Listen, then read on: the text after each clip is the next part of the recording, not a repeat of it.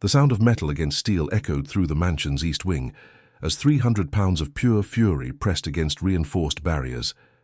Angel Carter stepped back as she watched the massive white tiger's amber eyes burn with untamed frustration. The animal's pristine coat showed signs of stress, where it had been pacing restlessly, and its roar shook the foundations of the isolated estate. "Nobody goes near them," Mrs. Whitmore had warned her just hours earlier.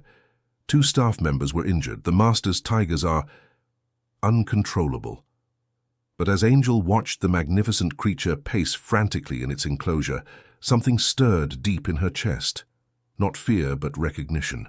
She saw past the agitated behavior to something else entirely, a soul crying out in anguish, trapped and misunderstood. Without thinking, she stepped closer to the barriers and whispered softly, "Annyeonghaseyo."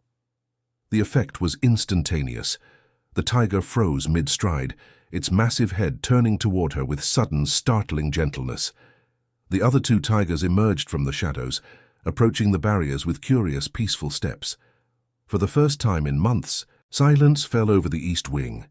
From the shadows at the end of the corridor, Choi Jun-seok watched in absolute disbelief as his untamable tigers responded to a single word from the new Maid, a word that meant hello in his native Korean. Angel Carter had learned long ago how to make herself invisible. At 27, she moved through the opulent rooms of the sprawling Pacific Northwest mansion like a ghost, dusting priceless artifacts and polishing marble floors while the wealthy inhabitants looked right through her. This job was different, though. The isolation, the strange warnings about restricted areas, and the complete absence of the mysterious owner created an atmosphere that felt more like a fortress than a home. She'd taken the position out of desperation. Her grandmother Margaret's medical bills were mounting, and the pay here was 3 times what she'd made at her previous job.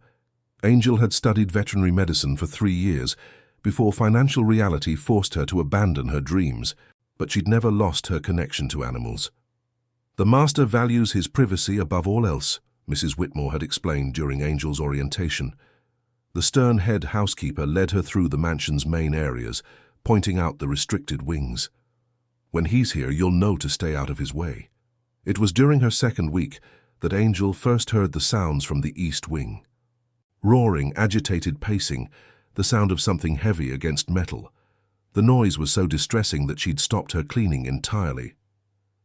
"Los Tigres," Rafael Delgado, the groundskeeper, had whispered when she asked.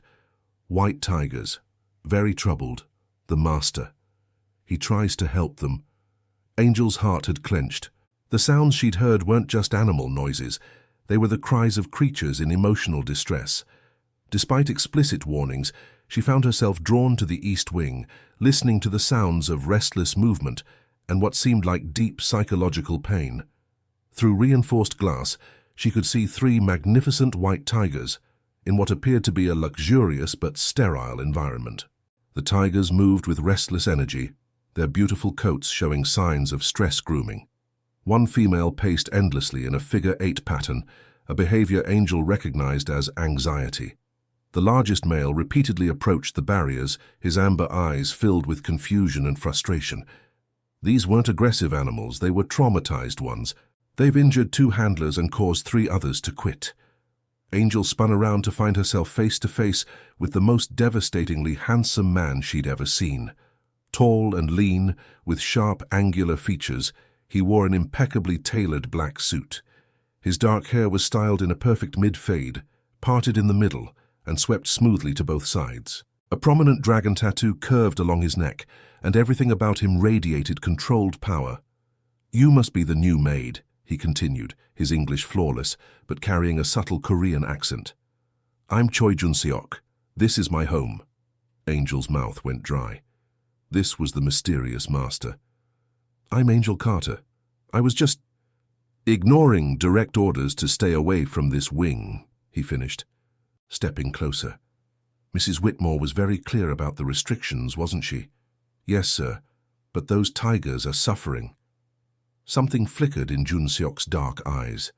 Suffering. "They're exhibiting classic signs of psychological distress," Angel said, her professional knowledge overriding her nervousness. Repetitive behaviors, stress grooming, hypervigilance. They're not naturally aggressive. They're responding to trauma. And you know this how? I studied veterinary medicine for 3 years before I couldn't afford to continue. Jun Seok studied her intently. The tigers have been examined by the best animal behaviorists money can buy. They all reach the same conclusion. The animals are emotionally unstable. They're wrong. The words slipped out before Angel could stop them. Look at their body language. They're not trying to escape or attack. They're trying to communicate. They're stressed because they can't understand what's expected of them. Jun Seok moved beside her at the window. Explain. Tigers are incredibly intelligent and social within their family groups, Angel said, growing more confident. In captivity, especially in sterile environments, they can develop anxiety disorders just like humans. That male isn't being aggressive. He's having panic responses.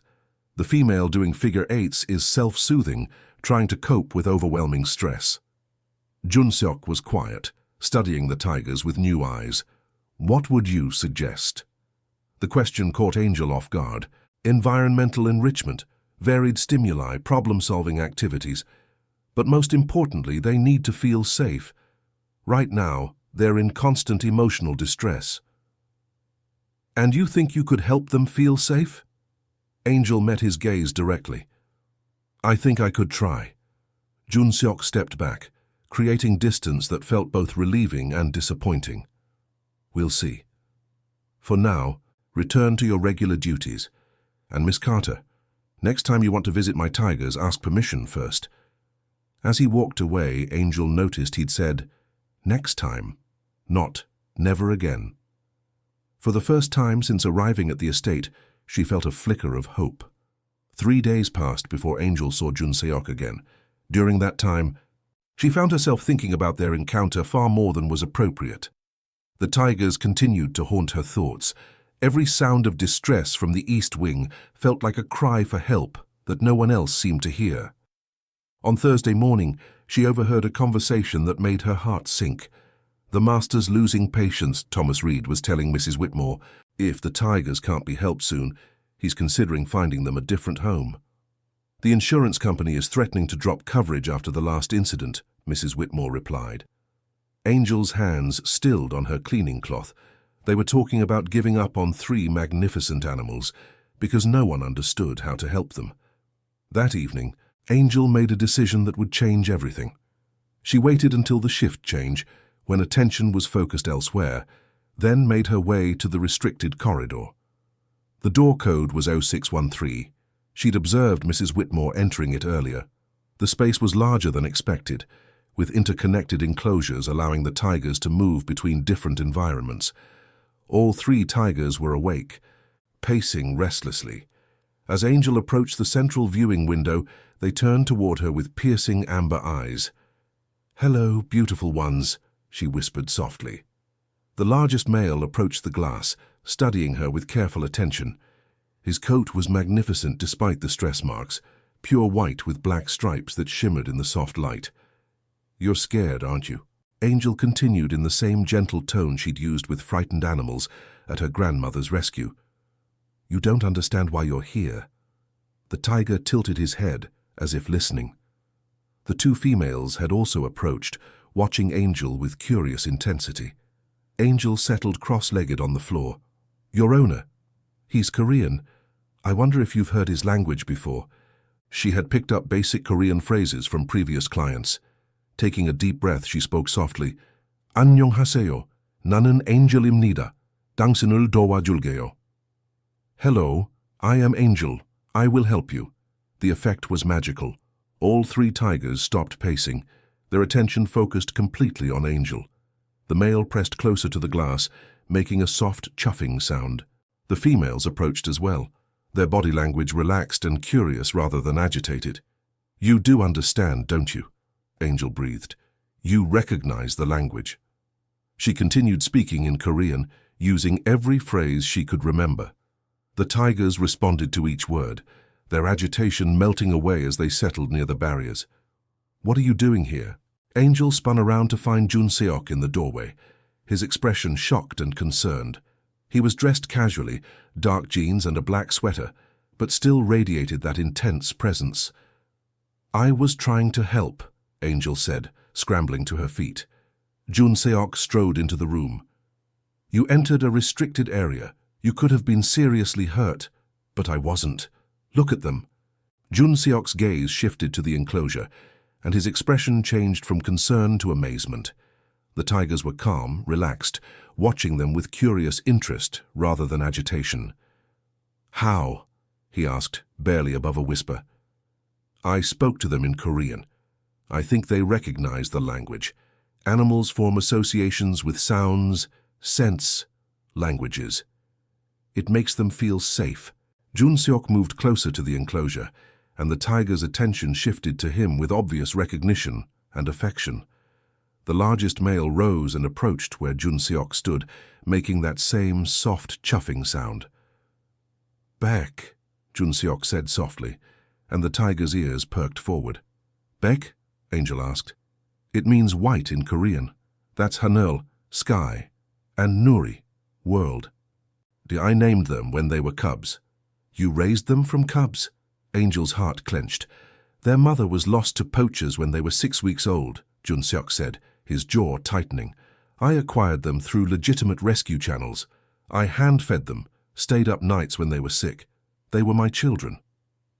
Angel felt tears sting her eyes. What happened? Why did they become so distressed? Jun Seok's expression darkened. 6 months ago, there was an incident. Some people who wanted to hurt me broke into the estate and tried to harm the animals. My security team stopped them, but not before the tigers were traumatized. "They're suffering from PTSD," Angel said with sudden understanding. "They don't trust anyone anymore because their safe space was violated. Every expert I've consulted has told me they're beyond help. Too emotionally damaged to recover." "They're not beyond help," Angel said firmly. "They just need time, patience, and someone who understands them, someone they can trust. Like you." There was hope, mixed with skepticism in his tone. "Like us. They trust you because you raised them. They responded to me because I spoke your language to them, because I approached them without fear. Together, we might be able to help them heal." Jun Seok studied her face as if trying to read her soul. "Why? Why do you care so much about animals that aren't yours in a situation that could cost you your job?" Angel thought about her grandmother Margaret, who had taught her that every living being deserved compassion. "Because they can't speak for themselves, because everyone deserves a chance to heal from trauma, and because I can see how much they mean to you." Something shifted in Jun Seok's expression. He stepped closer, close enough that she could see the flecks of gold in his dark eyes. "This is dangerous," he said quietly. "Not just the tigers. My world, my life. It's not safe for someone like you. Someone like me. Someone good. Someone who sees tigers in distress and risks everything to help them. Someone who speaks to animals in a language that isn't her own because she thinks it might comfort them." Angel's breath caught at the unexpected tenderness. "I'm not as good as you think I am." "You're better than you know," Jun Seok replied. He reached out as if to touch her face, then caught himself. "If you're serious about helping them, helping me, there are things you need to understand about who I am, what I do." "I know you're not just a businessman." Jun Seok's eyes sharpened. "What do you know?" "I know you have more security than most government officials. I know your staff is trained to handle dangerous situations. I know you have enemies who would use innocent animals to hurt you. And I know that despite all of that, you hand-fed 3 orphaned tiger cubs because you couldn't bear to let them suffer." Jun Seok stared at her, making some internal calculation. Finally, he nodded slowly. "Tomorrow morning, meet me here at 6 a.m. If you're going to help with my tigers, you need to understand exactly what you're getting yourself into." As he turned to leave, Angel called after him. "Jun Seok?" He paused, looking back. "Thank you for giving them, and me, a chance." Jun Seok's expression softened almost imperceptibly. "Thank you for seeing them as more than just damaged animals." Angel barely slept that night. At 5:30 a.m. she dressed in practical clothes and made her way to the East Wing, where Jun Seok was already waiting.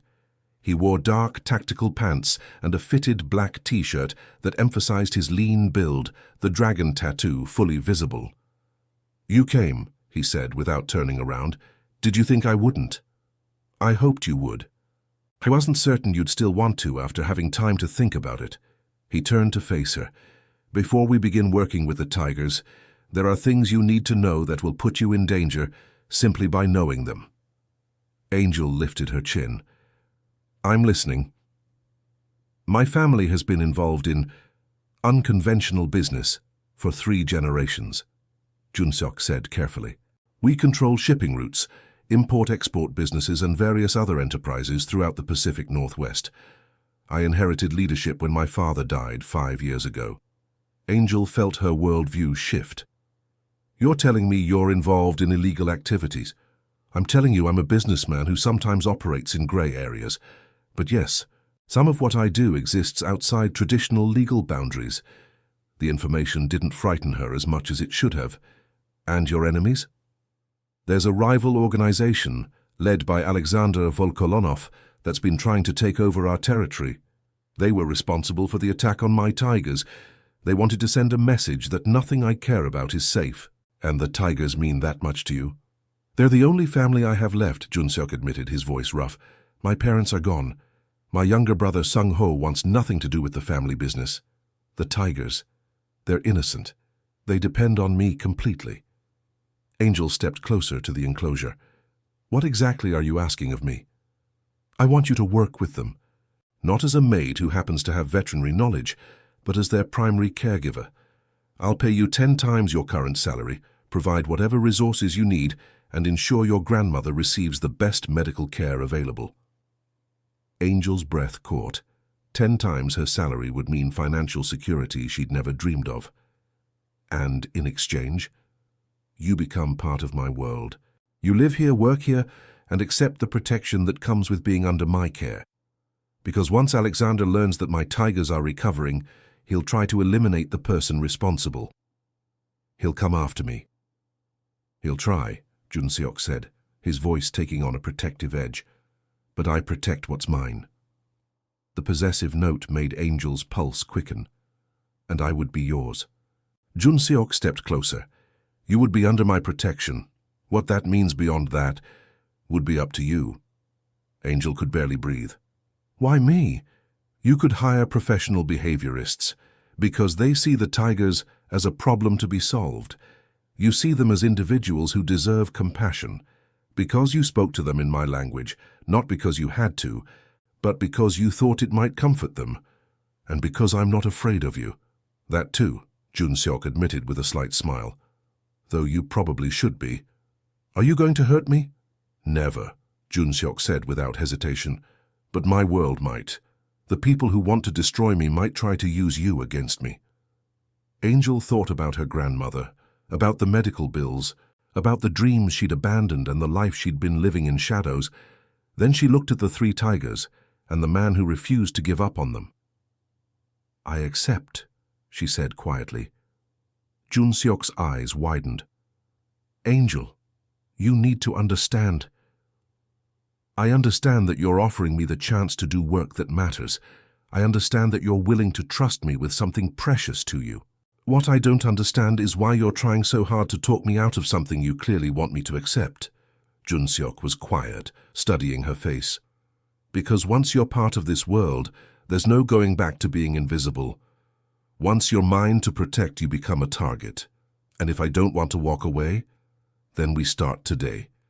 But first, you need to meet the people who will help keep you safe." Junseok introduced Angel to his inner circle. Kang Minjae, his right-hand man, was compact with intelligent eyes and a warm smile that didn't hide his calculating nature. Yoon Hai-rin, head of security, was a striking woman who carried herself with lethal confidence. Seo Dae-hyun, his financial advisor, was quiet and observant. "So you're the one who calmed the Tigers," Hai-rin said. "I found a way to communicate with them." "Same difference," Minjae grinned. "Do you have any idea how many experts Junseok has brought in? You're the first they haven't rejected completely. The financial implications of successfully rehabilitating them are significant," Dae-hyun noted. The insurance company has been threatening changes to our coverage. Those tigers will never be truly calm as long as they're surrounded by people who see them as dangerous liabilities rather than intelligent beings who deserve respect, Angel said firmly. Hayrin's eyebrows rose. She's got spine, I like her. The question is whether she can handle what's coming, Minjai said seriously.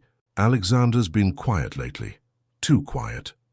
Which is why we need the tigers functional again, Junseok said. They're not just pets. They're part of our security system, but only if they're properly trained and responsive to commands. Angel realized the full implications. These weren't just therapy animals, they were protectors. Beautiful, intelligent protectors. Can you do it? Hayrin asked directly. Can you train them to be both calm around family and protective when needed? Angel thought about the tigers she'd worked with, about their complex intelligence and social structures. Yes, but it will take time, and it will require trust. They need to know that their family, all of us, will protect them just as fiercely as they protect us. Junseok's expression softened. Then we begin today. Over the following weeks, Angel established a routine that slowly began to heal the tigers' psychological wounds. She arrived each morning at dawn, spending the first hour simply sitting with them, speaking in Korean and allowing them to become accustomed to her presence. Gradually, she introduced enrichment activities that engaged their natural instincts. Beck, the alpha male, was the most damaged. He'd been the primary target during the attack. Angel worked with him patiently, never forcing interaction. When he finally allowed her to touch him, a gentle hand on his massive shoulder while he ate, Angel had to blink back tears of triumph. Hanul, the older female, was maternal and protective. She responded to Angel's calm authority, gradually accepting her as family. Nuri, the younger female, was playful and curious, the first to fully trust Angel and the bridge that helped the others accept her. Junseok watched these interactions with fascination and growing respect.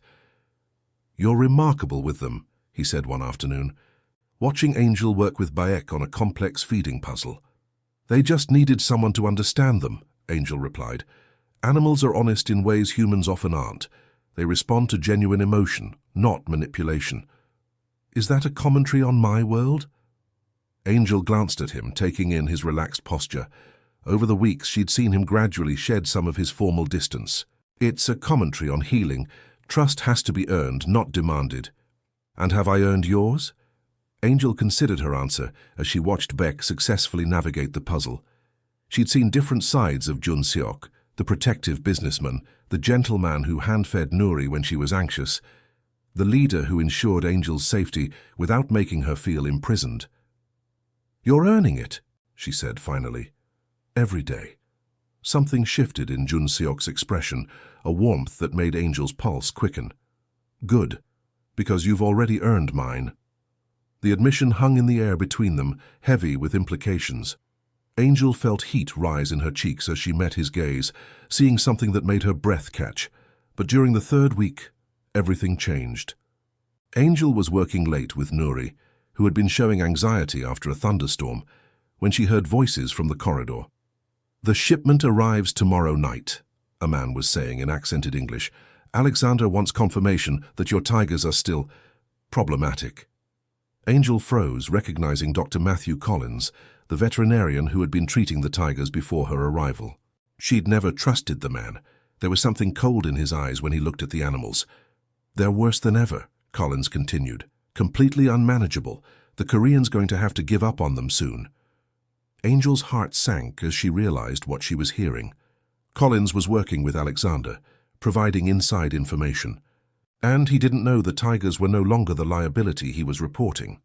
"Alexander will be pleased," another voice said. "When we move tomorrow night, the tigers will create the perfect distraction." Collins has been keeping them agitated with mild stimulants in their food. Angel's hands clenched into fists. Collins had been deliberately sabotaging the tigers' recovery, keeping them traumatized to serve Alexander's purposes. "What about the new girl?" Collins asked. "She'll be dealt with along with the Korean. Alexander doesn't leave loose ends." Angel's heart stopped. They were planning to hurt Junseok, using his beloved tigers as a distraction. She had to warn him, but first, she needed to get the tigers to safety. Moving carefully back into the enclosure, Angel began speaking to the tigers in urgent Korean. Nanun dangsinul boho halkio, I will protect you. As if sensing her distress, all 3 tigers gathered around her, their massive bodies forming a protective circle. Angel felt tears sting her eyes as she realized how completely they trusted her now. She was still sitting with the tigers when Jun-seok arrived an hour later, his expression shifting from surprise to concern as he took in her tense posture. Angel, what's wrong? We need to talk, somewhere private. It's about Dr. Collins and tomorrow night. Jun-seok's expression went deadly serious. Tell me everything. Angel recounted the conversation, watching as Jun-seok's face grew progressively darker. Collins has been working for Alexander this entire time, keeping my tigers traumatized to serve his purposes. And they're planning to use the tigers against you tomorrow night. They think the cats are still uncontrollable. But they won't, Jun-seok said, understanding immediately. Because you've healed them. Because they trust us now. Angel nodded. We can turn this around, Jun-seok. Instead of being a vulnerability, they can be our greatest asset.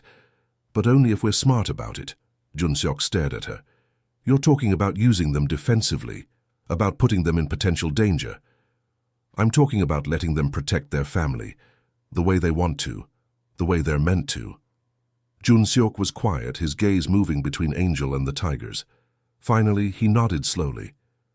Then we prepare, and we make sure Alexander learns exactly what happens when someone threatens our family.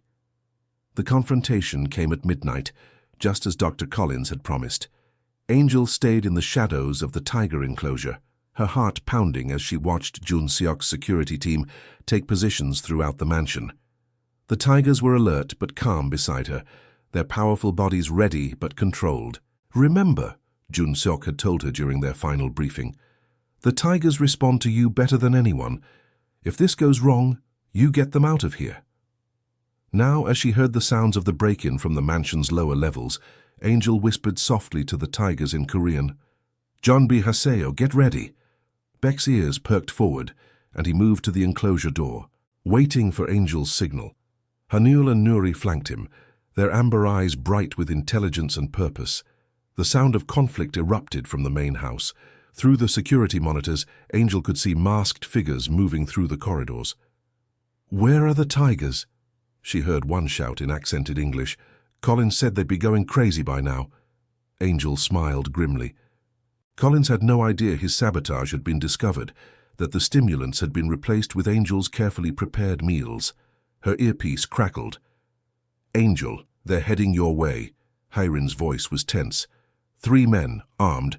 Jun-seok is dealing with the main group on the 2nd floor. Angel's heart clenched with worry for Jun-seok, but she forced herself to focus. Understood. We're ready. She moved to the enclosure controls. Gaja! She whispered to the tigers. Let's go. The enclosure door slid open silently, and the 3 tigers moved out with fluid grace. Angel followed, staying low as they made their way toward the main corridor. The first intruder appeared around the corner, weapon raised. He was expecting caged animals driven mad with stimulants. Instead, he found himself face to face with 3 apex predators moving with deadly purpose. Beck moved first, his massive body intercepting the man with controlled force. The weapon went skittering across the floor. Hanul and Nuri flanked the corridor, cutting off escape routes. What the... The second man's words were cut off as Nuri approached, her powerful presence making him drop his weapon and freeze in terror.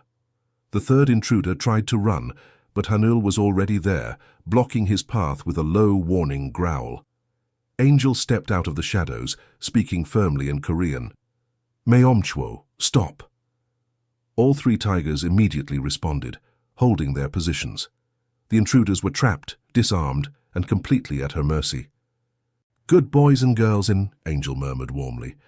The tigers had performed perfectly, neutralizing threats without causing serious harm, responding instantly to her commands. Her earpiece crackled. Angel, what's your status? Minjai's voice was strained. 3 intruders secured in the east corridor. Tigers are responsive. Where's Jun-seok? Handling the main group. Alexander brought more people than expected. The transmission was interrupted by sounds of continued conflict from the upper floors. Angel's heart raced with worry for Junseok. "Nanun Gaya Hai," she whispered to the tigers. "I have to go." But Beck moved to block her path, his amber eyes filled with protective intelligence. He understood she wanted to help their pack leader, but also that she was vulnerable. "You're right, we go together." Moving as a coordinated unit, Angel and the tigers made their way through the mansion. They found Junseok on the second floor, in a tense standoff with Alexander's remaining men. Angel stepped into the doorway, the three tigers flanking her like guardian angels. The effect on Alexander's people was immediate and devastating. Shouts of surprise filled the air as they found themselves face to face with three apex predators. "Impossible," Alexander breathed, his face going pale. Collins said they were uncontrollable. "Collins was wrong," Angel said clearly. "Just like you are." At her quiet command in Korean, the tigers moved with coordinated precision. Within moments, Alexander's people were disarmed and surrendering, the tigers holding them in place through sheer presence. Alexander stood frozen in the center, his weapon forgotten as Bayek approached with calm authority. "Call them off," Alexander said, his voice shaking. "I surrender." "You came into my home," Junseok said, stepping forward. Angel could see a cut on his arm where he'd been grazed during the confrontation. "You threatened my family. You tried to use innocent animals as weapons against me." He walked slowly toward Alexander. "Did you really think there would be no consequences?" Angel watched the confrontation with her heart in her throat. She could see the controlled anger in Junseok's face. But then his gaze found hers across the room, and something shifted in his expression. "You're right," Junseok said quietly to Alexander. "There should be consequences, but not the kind you're expecting." He turned to Minjai. "Call Detective Kensington. Tell her we have a gift. Alexander Volkolonov and his entire crew caught in the act of breaking into a private residence." Angel felt her breath catch. Junseok was choosing the legal route, turning his enemy over to law enforcement, rather than handling it in the traditional way of his world. As the situation was secured, Junseok walked slowly toward Angel. She could see the exhaustion in his face, the way he favored his injured arm, but his eyes were bright with something that made her pulse quicken. "Are you hurt?" he asked, his hands moving gently over her arms, checking for injuries. "I'm fine, but you're hurt." "It's nothing serious," Junseok said, but Angel could see the pain he was trying to hide. "Sit down," she said firmly, guiding him to a chair. "Let me look at that." As Angel examined Junseok's wound, a cut that was painful but not serious, she became aware of the tigers settling around them in a protective circle. Baek lay down beside Junseok's chair. Hanul and Nuri flanked Angel. "They protected us," Junseok said quietly, his uninjured hand moving to rest on Baek's head. "All of us, because of you. Because they love you, because you're their family, and family protects each other." Junseok was quiet, his dark eyes studying her face. "Is that what we are? Family?" Angel's hands stilled on the bandage she was applying. The question hung in the air between them, heavy with implications and possibilities. "I don't know," Angel said honestly. "What do you want us to be?" Junseok's good hand came up to cup her face, his thumb brushing gently across her cheekbone. "I want us to be everything. I want you to be the first thing I see when I wake up, and the last thing I see before I sleep. I want to build something with you that's worth protecting." His words were cut off as another sound came from the doorway. Angel spun around to see Dr. Collins standing there with a weapon, his face twisted with rage and desperation. "You ruined everything," he snarled at Angel. "Alexander promised me everything, and you destroyed it all." Time seemed to slow as Angel saw Collins raising the weapon toward Junseok. Without thinking, she threw herself forward, placing her body between the threat and the man she loved. The sound that followed was deafeningly loud. Angel felt the impact, like a powerful blow to her chest, spinning her around and sending her to the floor. Through the ringing in her ears, she heard Junseok's anguished cry, felt his hands on her face as he dropped to his knees beside her. "Angel! Angel! Stay with me!" She tried to speak, tried to tell him she was okay, but her chest felt like it was on fire and she couldn't catch her breath. Darkness was creeping in around the edges of her vision, but she could see Junseok's face above her, see the terror and love in his dark eyes. "Don't you dare leave me," he was saying, his voice breaking. "Don't you dare leave me now." Angel wanted to reassure him, wanted to tell him she wasn't going anywhere, but the darkness was pulling her under. The last thing she saw before unconsciousness claimed her was Bayek standing over Collins's motionless form, the doctor's weapons scattered across the floor. The Tigers had protected their family one last time. Angel drifted back to consciousness slowly, awareness returning in fragments.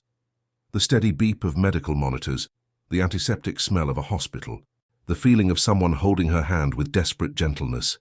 "Angel?" Junseok's voice was rough with exhaustion and relief. "Can you hear me?" She tried to speak, but her throat felt raw. Instead, she squeezed his hand, feeling his fingers tighten around hers in response. "Thank God," he breathed. "You've been unconscious for 3 days." Angel forced her eyes open, blinking against the bright lights. Junseok was sitting beside her bed and she was shocked by his appearance. His usually perfect hair was disheveled, his clothes wrinkled. Dark circles shadowed his eyes. "You look terrible," she managed to whisper. Junseok's laugh was shaky with relief. "You take a hit from me and then criticize my appearance. You're definitely going to be fine." The memories came flooding back. Collins with the weapon, the desperate need to protect Junseok, the impact that had sent her spinning into darkness.